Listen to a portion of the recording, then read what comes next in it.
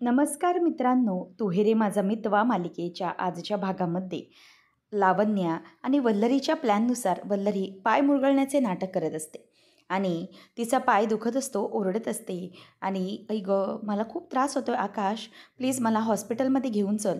तेव्हा आकाश म्हणतो की "अगं मॉम, असं काय करतेस? तसंही मला आता ईश्वरीला ऑफिसमध्ये घेऊन जायचं होतं. आज खूप इम्पॉर्टंट फंक्शन आहे. मी एक काम करतो ना, मी जीजूंना वगैरे कोणाला तरी सांगतो." त्यावेळेला ती म्हणते की "तुला जास्त कोण महत्त्वाचं आहे, तुझी आई की ते फंक्शन?" तेव्हा ईश्वरी म्हणते की "नको, आकाश सर, आत्ताच्या घडीला आपल्याला मामींना हॉस्पिटलमध्ये घेऊन जाणं खूप गरजेचं आहे. त्यामुळे आपण आता त्यांना हॉस्पिटलमध्ये घेऊन गेलं पाहिजे, चला." तेव्हा आता लगेचच ती म्हणते की "हो आकाश, चल ना." त्यावेळेला तो म्हणतो की "मला खूप काळजी वाटते मॉम." "अगं ईश्वरी, दादा मला ओरडेल. त्याने मला सांगितलं होतं की तुला एकटीला सोडून कुठे जायचं नाही आहे आणि तुलाच ऑफिसमध्ये घेऊन जायचं आहे म्हणून सोबतीला." तेव्हा मग आता लगेच ती म्हणते की "एक काम करूया सर, तुम्ही पहिले हॉस्पिटलमध्ये जाऊन या, मग आपण बघूया. चला मी पण येते." त्यावर वल्लरी म्हणते की "काहीच गरज नाही आहे तुझी. तू इथेच थांब, आम्ही येतो जाऊन पटकन." तेव्हा मग "पाय दुखतोय रे आकाश, माझा पाय दुखतोय," असं म्हणून ती आता वैतागतच निघून जाते.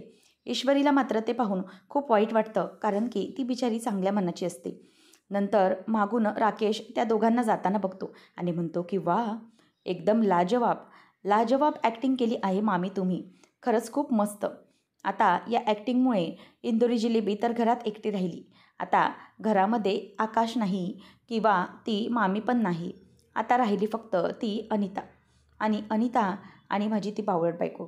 त्या बावळट बायकोला तर मी मस्तपैकी आता गाढ झोपायला दिले. गोळ्या घेतल्यामुळे ती काही लवकर उठणार नाही. चला आता पुढच्या तयारीला लागूया, असं मनातल्या मनातच राकेश बोलतो आणि तिथून निघून जात असतो. ईश्वरीला मात्र काळजी वाटत असते की आता मामीचं काय होणार आहे, कारण की बराच वेळ निघून गेला आहे.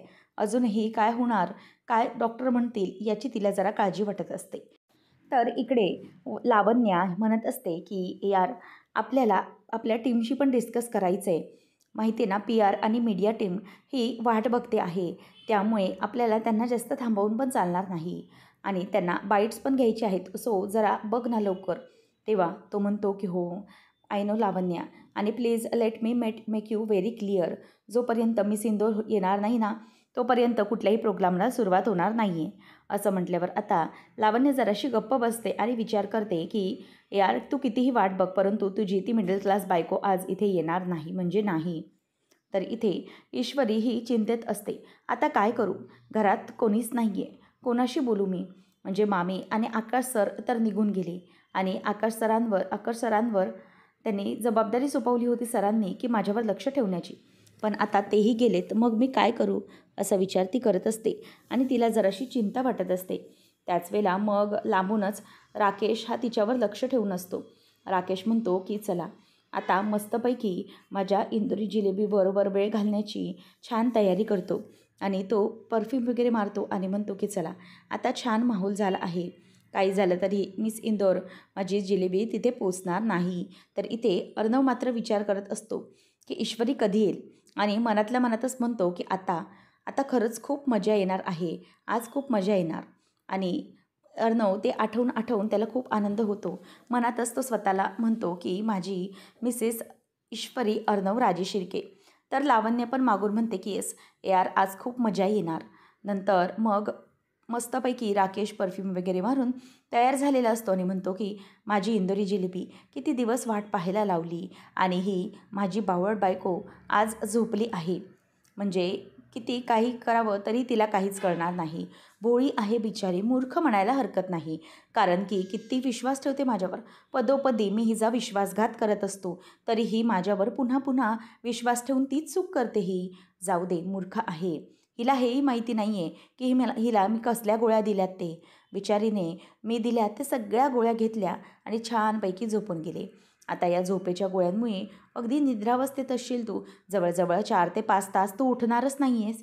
त्यामुळे आता तुला काय घडतंय आसपास ते कळणार नाही. तू झोपा इथे शांत आणि मी जातो माझ्या इंदोरी जिलेबीच्या मिठीत." असं म्हणून आता तो तिथून गपचूप निघून जातो. आणि अंजलीला मात्र गाढ झोप लागलेली असल्याने तिला कशाचीही शुद्ध नसते. तर इथून राकेश मात्र खूप आनंदात तिच्या रूममधून निघालेला असतो. ईश्वरी आता खूप घाबरलेली असते की काय करू, आता घरात कोणी नाही आहे आणि मग जर कोणीच नाही आणि आकाश सर किंवा कोणी माझ्यासोबत नसेल तर तो राकेश काहीही करू शकतो. म्हणजे तो माझ्याजवळ येण्याचा कुठलाही चान्स सोडणार नाही. त्यामुळे मला आता त्याला इग्नोर करण्यासाठी काहीतरी करावं लागेल. जर अंजलीताई जाग्या असतात तर मी त्यांच्यासोबत गप्पा मारत बसले असते, परंतु त्याही जाग्या नाही आहेत. त्यामुळे ती विचार करते की मी आता अनिताताई त्यांच्यासोबत बोलते, म्हणजे कसं मला जरा बरं वाटेल आणि राकेशही इथे माझ्याबरोबर काही म्हणजेच करायला येणार नाही. तेव्हा आता लगेचच राकेश तिथून मागून आलेला असतो आणि मागूनच तो ईश्वरीला अगदी विचित्र नजरेने पाहत असतो. त्याच वेळेला इथे अनिताताईंबरोबर ती गप्पा मारते आणि म्हणते की ताई, अनिता विचारते की तुम्हाला काही हवं आहे का? तेव्हा ती म्हणते की नाही, म्हणजे तुम्हाला कशात मी मदत करू का? तेव्हा अनिता म्हणते की नाही, हे काय सगळं झालंच माझं, ऑलमोस्ट काहीच प्रॉब्लेम नाही आहे. तेव्हा मग ईश्वरीला ती म्हणते की मग मी तुमच्यासोबत अशाच गप्पा मारायला आले. घरातही कोणी नाही, मग रूममध्ये बोर होत होते म्हणून आले गप्पा मारण्यासाठी. बरं तुमच्या घरात कोण कोण असतं? असं त्यांना ईश्वरी विचारत असते. त्याच वेळेला आता ईश्वरीला ते पुढचं काही काही सांगत असतात. तेव्हा दोघीजणीही ते काम करत करत गप्पा आता मारत असतात. तर अनिताचा बंदोबस्त करण्यासाठी राकेशने एक काहीतरी उपाय आणलेला असतो. ईश्वरी विचार करते की काय करू मी? आता अनिताताई या तर आहेत इथेच, परंतु मला काही केल्या लवकरात लवकर पोचावं लागेल.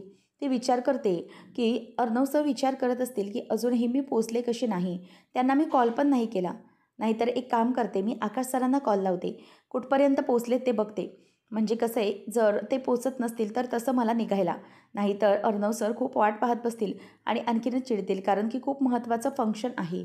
ती आता अनिताताईंना सांगते की बरं अनिताताई, मी जरा आहे रूममध्ये, मी आकाश सरांना फोन लावते जरा, असं म्हणून ती निघून जाते रूममध्ये. तर तेवढ्यातच संधी साधूपणा करत राकेश अनिताजवळ येतो आणि म्हणतो की अनिता, अगं, तेव्हा ती म्हणते की काही हवं आहे का सर तुम्हाला? तेव्हा तो म्हणतो की अगं नाही, मी ना तुला काही लिस्ट दिली आहे सामानाची, म्हणजेच औषधं गोळ्या आहेत, तर हे सगळे जे काही सामान आहे ना, ते लवकरात लवकर घेऊन यायचे आहे. असं म्हटल्यावर आता अनिता जराशी गडबडते. नंतर ईश्वरी ही तिच्या रूममध्ये येते आणि रूममध्ये आल्यानंतर ती आकाशला कॉल लावते, परंतु त्याचा फोन लागत नसतो. आता ईश्वरी विचार करते की काय करू मी? अर्णव सरांना फोन लावू का? तर इथे जी मीडिया टीम असते ती लावण्याबरोबर असते आणि ती म्हणते की मॅम, म्हणजे मला ना लवकरात लवकर हे सगळे काही बाईट घ्यायचे आहेत, कारण की सोशल मीडियावर म्हणजेच आपल्याला टेलिव्हिजनवर टेलिकास्ट करायचे आहेत ते सगळे. तेव्हा मग लावण्य म्हणते की येस, आय एम शुअर, आता लवकरच सुरू होईल, तुम्ही थोडा वेळ थांबा. असं म्हणून लावण्य त्यांना कशीबशी जरा थोपते. तेव्हा तितक्यात मग अर्णवकडे लावण्य येते आणि म्हणते की ए आर कमॉन, इतका वेळ आपण किती वाट बघायला लावू शकतो? तेवढ्यातच तो काही बोलणार तितक्यात काही गेस्ट येतात आणि अर्णव त्यांचं वेलकम करत असतो. आणि मग आता त्यांचं वेलकम करत असताना अर्णव पुन्हा त्याच्या गोष्टींकडे दुर्लक्षच करतो. तेव्हा आता अर्णवला पुन्हा लावण्या ते गेल्यानंतर म्हणते की ए यार, अरे काय झालं आहे? आपण आपले गेस्ट येत चाललेत आणि पी आर टीम वाट बघते, काय करायचं आहे? तेव्हा तो म्हणतो की लावण्या, वेट, मी बघतोच ते कुठे आहेत ते, थोडा वेळ दे मला. तितक्यातच पुन्हा आता लावण्याला, म्हणजेच तो बोलून फोन करणार तेवढ्यात त्याला आणखी कोणीतरी आवाज देतं. तेव्हा लावण्या आता तेवढीच संधी साधते आणि जाऊन अर्णवचा मोबाईल घेते आणि अर्णवचा मोबाईल ती आता स्विच ऑफ करून टाकते आणि मनातच विचार करते की आत्ता आत्ता तुझी ती मिडल क्लास बायको तुला कॉन्टॅक्ट करू शकत नाही आणि तू तिला कॉन्टॅक्ट करू शकत नाही. त्यानंतर मग आता हे सगळं होत असताना ईश्वरी ही तेवढ्यातच अर्णवला कॉल लावते आणि बघते तर अर्णवचा फोन बंद येत असतो. ती विचार करते की काय झालं, अचानक अर्णव सरांचा फोन बंद कसा येतोय? ती आता खूप घाबरलेली असते आणि विचार करते की नाही, काहीतरी प्रॉब्लेम नक्कीच आहे, त्याशिवाय हे असं घडणार नाही. आणि अर्णव सरांचा फोन बंद का येतोय आणि आकाश सरही कॉल उचलत नाही आहेत, म्हणून ती जरा घाबरलेली असते आणि बाहेर जाऊन बघते, म्हणजेच फोनवर बघत बघत बाहेर येते तर तिला दिसतं की जो राकेश आहे तो अनिताला काहीतरी बोलतोय आणि त्याच्या हातात काहीतरी कागद आहे. तिला लक्षात येऊन जातं की तो अनिताला तिथून हकलवण्यासाठी हे सगळं करत आहे. तेव्हा आता ती विचार करते की हा राकेश अनिताताईंसोबत काय बोलत आहे. मग राकेश तिला सांगत असतो की हे बघ अनिता, लक्ष देऊन ऐक, हे सगळं काही सामान आहे ना, त्यातलं एकूण एक सामान मला हवं आहे. त्यामुळे कुठेही जायला लागलं किंवा कितीही लांब जायला लागलं आणि कितीही वेळ लागला त्यासाठी तरीही हरकत नाही, परंतु तू हे सामान घेऊन यायचं आहे आणि अंजलीची काळजी करू नको, मी आहे ना तिच्यासोबत. शिवाय तिला उठल्यानंतर काय लागणार आहे, कोणती गोळी लागणार आहे ते मलाच चांगलं माहिती आहे, त्यामुळे मी घेईन त्याची काळजी. तू जा आणि हे सामान मात्र पटकन आणून दे, किंवा वेळ लागला तरीही चालेल, पण हे सगळं सामान मला हवं, असं आता म्हणून तो अनिताला पाठवून देतो. ईश्वरी ते बघते आणि तिचा जीव अगदी घाबराघुबरा होऊन जातो, कारण की तिच्या लक्षात आलेलं असतं की राकेश आणखी एक एक गोष्ट करत आहे, त्यामुळे ती खूप घाबरलेली असते. त्याच वेळेला आता राकेश हा पुन्हा एकदा तिथे आतमध्ये येतो आणि विचार करतो की चला वा, आता ही अनिता पण बाहेर निसटली, आता फक्त मी आणि माझी इंदोरी जिलेबी, ती बावळट बायको तर माझी झोपली आहे, असा विचार आता तो करत असतो. ईश्वरी आता पटकन रूममध्ये येते आणि रूमचा दरवाजा बंद करून घेते आणि खूप घाबरते आणि विचार करते की मला माहीतच होतं हे सगळं होणार, म्हणजे हा राकेश जर अशी संधी मिळाली तर तो अजिबात सोडणार नाही. काय करू मी, मला वेळेवर फंक्शनला पण पोचायचं आहे आणि जर मी नाही पोचली तर मात्र खूप मोठा प्रॉब्लेम होईल. अर्णव सरांनी किती मनापासून मला तिथे बोलवलं आहे आणि जर मी नाही गेले तर त्या दिवशीही प्रेझेंटेशनला प्रॉब्लेम झाला आणि आज त्या फंक्शनला हा असा प्रॉब्लेम. काय करू मी, हे गणूबाप्पा प्लीज माझी मदत कर, या नराधमाच्या तावडीतून सुटण्यासाठी मला काहीतरी आयडिया सुचू दे. ईश्वरी आता शांत असते, तेवढ्यातच तिला एक आयडिया येते. ती विचार करते की नाही, काही झालं ना तरीही मला असं रडून चालणार नाही. इशू चल, काहीतरी करावंच लागेल तुला. तेव्हा मग तिच्या डोक्यात एक आयडिया येते. राकेश हा आता विचार करत असतो की माझी इंदोरी जिलेबी, किती दिवस माझ्यापासून अशी लांब राहणार आहेस तू, कधी ना कधी तुला माझ्या मिठीत यावेच लागेल, असं म्हणून तो आता ईश्वरीच्या रूमकडे डोळे लावून बघत असतो आणि म्हणतो की आज आज फायनली माझ्या मनातली इच्छा पूर्ण होणार आहे.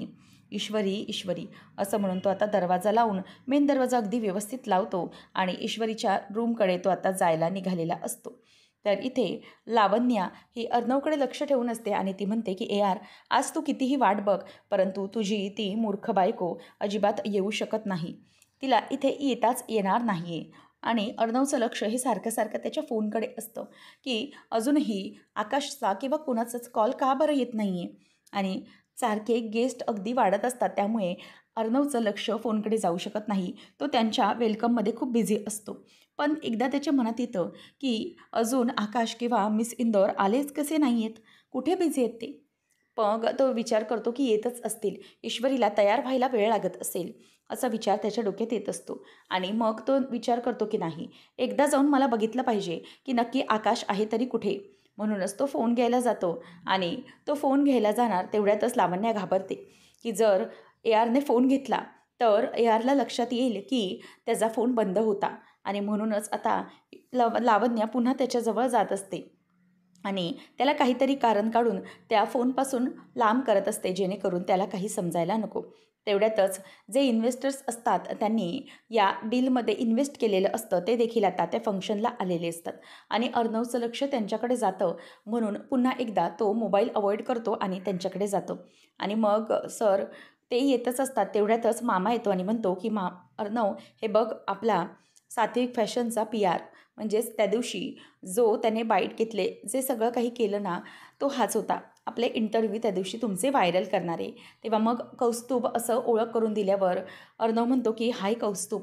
तेव्हा आता तो म्हणतो की सर, आम्हाला ना तुमचा आणि तुमच्या मिसेसचा बाईट घ्यायचा आहे, कारण आम्हाला तुमचा फोटो घेऊन छानपैकी फ्रंट न्यूज द्यायची आहे. मग अर्णव म्हणतो की हो, नक्कीच करू. तेवढ्यातच इथे आता ईश्वरीने एक मोठी शक्कल लढवलेली असते. ती आता धूप घेऊन संपूर्ण घरभर फिरवत असते, जेणेकरून काहीतरी कारण काढून तिने आता तिथून निसटावं अशी तिची इच्छा असते, म्हणून तिचं ते सगळं सुरू असतं. तेवढ्यात राकेश तिला लांबूनच बघतो आणि म्हणतो की अरे बापरे, इंदोरी जिलेबी, हे काय करते काय तू, आणि हे असं घरभर धूप का करते, असा आवाज दिल्याबरोबर ईश्वरी चटकन मागे वळून बघते. तर इथे जे मिस्टर दिवाकर आणि किर्लोस्कर आलेले असतात ते अर्णवला भेटतात आणि म्हणतात की मिस्टर अर्णव सर, कॉंग्रॅच्युलेशन्स, असं म्हणून आता तर अर्णव त्यांना थँक्यू सो मच आणि आल्याबद्दल खरंच खूप बरं वाटलं असं म्हणत असतो. त्यावेळेला ते खुश होतात आणि म्हणतात की अरे वा, आज अर्णव सरांचा आवाज मात्र परत आला आहे बरं का. त्या दिवशी सरांचा आवाज बरोबर नव्हता म्हणून त्यांची मिसेस होती त्यांचा आवाज बनून खरंच आम्हाला ना ती मीटिंग अगदी अनबिलिव्हेबल वाटली होती. आणि आहेत कुठे त्या मिसेस ईश्वरी. तेव्हा मग अर्णव म्हणतो की येतच असेल ती, ऑन द वेच असतील. तेव्हा आता अर्णवला लगेच लावण्य म्हणते की त्यांना आपलं जे काही कलेक्शन आहे ते दाखवूया का? तेव्हा अर्णव म्हणतो की येस, वाय नॉट, असं म्हणून ती पुन्हा एकदा अर्णवचा फोन हातात म्हणजे फोनकडे हात चाललाच असतो तोपर्यंत पुन्हा एकदा ती त्याला थांबवते आणि त्या लोकांबरोबर ती त्यांना पुन्हा बिझी करते. तेव्हा ईश्वरी विचार करते की आता मी काय करू? ती संपूर्ण अगदी घरभर धूप फिरवत असते. त्यावेळेला मग राकेश म्हणतो की अरे वा, माझी जिलेबी मस्तपैकी माहोल तयार केला आहेस गं तू आपल्याला एकत्र येण्यासाठी. तेव्हा आता ईश्वरी म्हणते की पुढे यायचं नाही, समजलं ना, जवळ आलास तर बघ मी काय करेन. मग आता तो म्हणतो की अगं असं काय करतेस जिलेबी तू, जवळ तर यावंच लागेल आणि त्यासाठीच तर हा सगळा तामझाम केला आहे ना. असं म्हटल्यावरती त्याच्याकडे बघतच राहते. राकेश म्हणतो की नाही अगं जिलेबी, तुझ्याकडे जवळ यावंच लागेल मला आणि दुसरा पर्यायच नाही आहे तुझ्याकडे काही, हे सगळं करावंच लागणार आहे. तेव्हा आता ईश्वरी घाबरलेली असते. ती म्हणते की अजिबात माझ्याजवळ येण्याची कोशिश पण करू नकोस, लांब हो, समजलं, मी ओरडेन. मग तो म्हणतो की ओरड, आणखी ओरड. काय ओरडणार आहेस? ईश्वरी म्हणते की अनिताताई जोरात ती ओरडत असते. तेव्हा तो म्हणतो की अगं अनिता, आता अनिता अजिबात येणार नाही कितीतरी तास, कारण मी तिला खूप महत्त्वाच्या कामासाठी पाठवलेली आहे. आता ती काही तुझ्या आवाजाला धावून येणार नाही आणि तोही मुद्दामच ईश्वरीसारखी ओरडण्याची किंचाळण्याची नाटक म्हणजेच ॲक्टिंग करून दाखवत असतो अनिताताई. तेव्हा आता ईश्वरी घाबरते आणि मग तो म्हणतो की अगं तुला लक्षात येत नाही आहे का मी काय काय केलं आहे ते? अगं ते अनिताला पाठवलं आणि माझी ती बावळट बायको ती पण आता झोपून गेली आहे, ती तर उठणार नाही आणि तू माझ्या मिठीत असशील. परंतु एक गोष्ट लक्षात घे, जर ती कदाचित चुकून माकून झोपेतून उठून बाहेर आली आणि जर तिने मला बघितलं तुझ्या मिठीत, तर मात्र मी सांगू शकत नाही हा काय होईल ते. म्हणजे त्यावेळेला मला तिला मारण्याची गरज नाही आणि ती जेव्हा स्वतः बघेल नाही सगळं, ती स्वतः धक्क्यात जाईल, तिला एकदम शॉक लागेल आणि मग बघ तुला काय करायचं. अशात काय होईल ते मी तिच्या जीवाची आता काही गॅरंटी देऊ शकत नाही बरं का, असं ईश्वरीला तो बोलत असतो. तेव्हा ईश्वरी म्हणते की नराधम आहेस तू, मला खरंच खूप राग येतो आहे तुझा, हे सगळं करताना तुला काहीच कसं वाटलं नाही. तेव्हा मग तो म्हणतो की अगं इंदुरी जिलेबी, याच तर संधीची वाट बघत होतो ना मी. अगं तुला मी सांगितलं होतं, तुला काय वाटतं की माझं लक्ष नाही आहे तुझ्यावर, माझं पूर्ण लक्ष आहे. त्यामुळे आता हे बघ, हे आडेवेडे घेणं ना अगदी बंद करून टाक तू आणि ह्या सगळ्याची आता काहीच गरज नाही आहे. त्यामुळे आता तू शांतपणे स्वतःला माझ्याकडे सोपवून टाक, सरेंडर कर, चल, असं म्हणून आता तो तिला अगदी जबरदस्तीच करत असतो. ईश्वरी म्हणते की अजिबात पुढे यायचं नाही, मागे व्हायचं मागे, असं म्हणून ती त्याच्या मागे मागे होत असते. त्यावेळेला इथे आता सगळेजण मंडळी जमलेले असतात आणि अर्णवचं म्हणजे इनॉग्रेशन कधी होते त्याचे सगळेजण अगदी आतुरतेने वाट पाहत असतात. त्यावेळेला मग सगळ्यांना अर्णव म्हणतो की लेडीज अँड जेंटलमॅन, त्याचं काय आहे ना, आपण आपल्या विंटर कलेक्शनच्या लॉन्चसाठी जमलेलो आहोत, सगळेजण खूप छान रिस्पॉन्ड करत आहेत. पण काय ना, मी एका स्पेशल गेस्टची वाट बघत होतो, म्हणूनच प्लीज तो स्पेशल गेस्ट येईपर्यंत तुम्ही प्लीज वेट करू शकाल का? प्लीज गिव्ह मी 5 मिनिट्स, मी चेक करतो ते कुठे आहेत ते.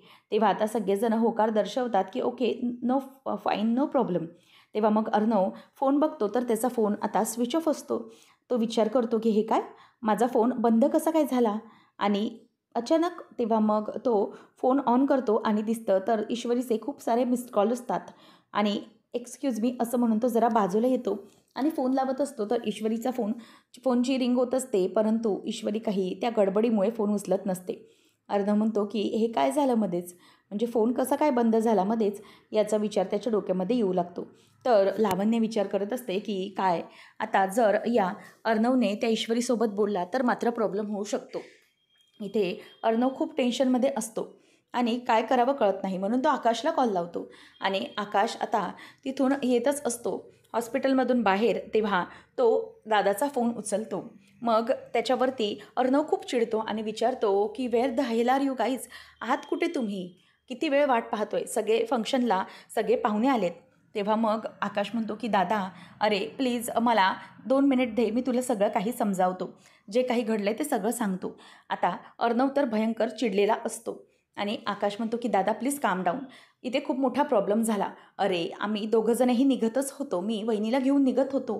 पण तेवढ्यातच आईचा घरात पाय मुरगळला. खरंच कळत नाही आणि तिला खूप दुखत होतं. त्यामुळे मला तिला अचानकच हॉस्पिटलमध्ये घेऊन जाऊ लागलं. खूप अर्जन्सी होती दादा. त्यावेळेला मला समजले नाही. म्हणूनच ईश्वरी वहिनी ही घरीच आहे. आता मी तिला घ्यायला जातोय. तेव्हा मग आता अर्णवच्या लक्षात आलेलं असतं की ईश्वरी घरात एकटी आहे. ती संकटात असू शकते. मग अर्णव म्हणतो की आता मीच जातो तिला आणायला. तेव्हा आकाश म्हणतो की नको दादा, मी जातोच आहे. तर इथे आता राकेश म्हणतो की ओके चल, आता ही धावपळ गडबड आपण बंद करून टाकूया. हे बघ, काय ना ईश्वरी ही सगळी ना अशी गडबड करून काहीच होणार नाही आहे, काहीच साध्य होणार नाही. त्यामुळे ना आता मी शांत बसतो. बघ, तू घाबरणं बंद करून टाक. आणि तुला कळतंय का, अगं हे सगळं करून आज काहीही होणार नाही आहे. तुला काय वाटलं की तू आणि तो अर्णव दोघंजणांचं अगदी बळजबरीचं नातं म्हणता म्हणता दोघंजण हे एकमेकांशी अगदी जवळ जात आहे, म्हणजे एकमेकांच्या आणखी नवरा बायको म्हणून जवळ येत आहे, हे मला समजत नाही असं वाटतंय का तुला? माझं तुमच्या दोघांवर पूर्ण लक्ष आहे आणि त्यामुळे काही झालं तरीही मला तुमच्या दोघांचं नातं हे बिघडवायचंच आहे. जेव्हा तू अर्णव इथून तुला त्याची ईश्वरी असं बघून गेला असेल, परंतु आता तो पुन्हा जेव्हा तुझ्यासमोर येणार ना, तेव्हा तू त्याची ईश्वरी नसशील, तर तू या राकेशची ईश्वरी झालेली असशील. त्यामुळे ये आता स्वतःला माझ्याकडे सोपवून टाक. या अर्णवकडे काहीही आता विचार करू नकोस, असं आता तो तिला काही बाई बोलत असतो. ईश्वरी म्हणते की अजिबात पुढे यायचं नाही आणि ती खूप घाबरलेली असते आणि म्हणते की लांब व्हायचं, लांब व्हायचं, अजिबात पुढे येण्याची कोशिश करू नको. तेव्हा आता लगेचच राकेश म्हणतो की माझी इंदोरी जिलेबी किती भोळी आहे ती. अगं तू ओरडूनही काहीच फायदा होणार नाही आहे. आणि लक्षात घे, आणि जरीही घाबरलीस ना, तरीही घाबरल्यावर आणखीनच गोड दिसू लागतेस तू. त्यामुळे आणखी घाबरलीस तरीही मला काही वाटणार नाही, आणखीनच छान वाटेल. त्यामुळे ये. बरं, तुला येण्यासाठी संकोच वाटतोय का, लाज वाटते का तुला? तर ठीक आहे, चालेल, मी एक काम करतो, मी ना माझे डोळे बंद करून घेतो, मग ये तू माझ्या मिठीत, चालेल? असं ईश्वरीला तो बोलून दाखवत असतो. आता ईश्वरीच्या एका हातात तिने अगदी लाल मिरची, जिने खूप धूर होतो आणि खोकला येतो, ती लाल मिरची तिने धरलेली असते. आता हे सगळं राकेशने नाटकं थांबवत नाही म्हटल्यावरती तोच पर्याय घेते आणि मग मिरची त्या धुपामध्ये टाकते आणि त्याचा धूर त्याच्या नाकाजवळ आणि डोळ्याजवळ नेते. त्यामुळे राकेशला आता खूप खोकायला येऊ लागतं. ईश्वरी पदराने स्वतःचं तोंड अगदी घट्ट नाक बांधून घेते आणि त्याला ते म्हणजे देते नाकाजवळ. त्यामुळे त्याला जोरजोरात आता खोकला येऊ लागतो आणि खोकून खोकून तो आता खूपच अगदी त्रासदायक होतो. तेव्हा ईश्वरीला तो म्हणतो की ईश्वरी थांब, परंतु ईश्वरी आता तिच्या मार्गाला लागलेली असते आणि ती त्याला जोरात ढकलून देऊन तिथेच ते सगळं टाकून देते, धूप आणि तो वास, आणि तिथून पळ काढते. आता तो पळ काढत असताना म्हणतो की थांब, असं मी तुला जाऊ देणार नाही, असं म्हणून तिच्या मागे मागे तो आता धावायला लागतो. ईश्वरी आता पटकन जाते, दरवाजाच्या बाहेर पडते आणि पटापट धावायला लागते. तेव्हा आता राकेश तिचा पाठलाग करत असतो. ईश्वरी मात्र जीव मुठीत घेऊन आता जोरजोरात तिथून पळत असते. तेव्हा राकेशही तिच्या मागे मागे असतो आणि ईश्वरी आता गेटच्या बाहेर येते. राकेश अगदी तिच्या जवळ पोचत आलेला असतो, परंतु तेवढ्यातच आता ईश्वरी ही येते आणि बाहेरच तिच्या सुदैवाने रिक्षा असते. त्यामुळे ती रिक्षात बसून पटकन चलो भैया असं म्हणून रिक्षातून निघून जाते आणि राकेश आता गेटपर्यंत पोचेपर्यंत ईश्वरी रिक्षाने पुढे निघून गेलेली असते आणि राकेशचा हा डाव चुकलेला असतो. पुढच्या भागात आपण पाहणार आहोत. आता लावण्य म्हणत असते की यार, अरे खूप वेळ झाला ऑलरेडी, सगळे पाहुणे हे कंटाळलेले आहेत, त्यामुळे प्लीज असं करू नकोस, आपल्याला निघावं लागेल, हे सगळं फंक्शन करावंच लागेल. तेव्हा ईश्वरी आता विचार करत असते की चलो भैया लवकर चला. आणि मग तिच्या मनात येत असतं की अर्णव सर माझी कधीची वाट बघत असतील, खरंच खूप टेन्शन आलं आहे मला. त्यावेळेला आता लावण्या म्हणते की यार काय करायचं आता, खूप वेळ झाला ऑलरेडी आणि आपण या गेस्टलाही खूप वेळ द्यायला, त्यामुळे चल आपण हे सगळं इनॉग्रेशन अनवील करूया. तेव्हा हे सगळं होत असताना लावण्याला तो ओके असं म्हणतो, पण तो नाराज असतो. हे सगळं तो आता अनवील करायला जात असताना तेवढ्यातच लावण्या ही अर्णवच्या हाताला हात लावायला जाणार, तितक्यात तिथून ईश्वरी येते आणि ती आता अर्णवचा हात पकडते. अगदी करेक्ट वेळेला ईश्वरीने अगदी दमदार एंट्री केलेली असते आणि त्याचमुळे आता लावण्या तिच्याकडे बघत राहते आणि अर्णवही तिच्याकडेच बघत राहतो. अशा प्रकारे आता ईश्वरीने अगदी वेळेवरती येऊन अर्णवची साथ सगळ्या फंक्शनमध्ये ती देणार असते. पण आता नेमकं पुढे काय घडणार आहे हे पाहणं अगदी रंजकतेचं ठरणार आहे. अशाच अपडेटसाठी आताच आपल्या चॅनलला सबस्क्राईब नक्कीच करा. धन्यवाद.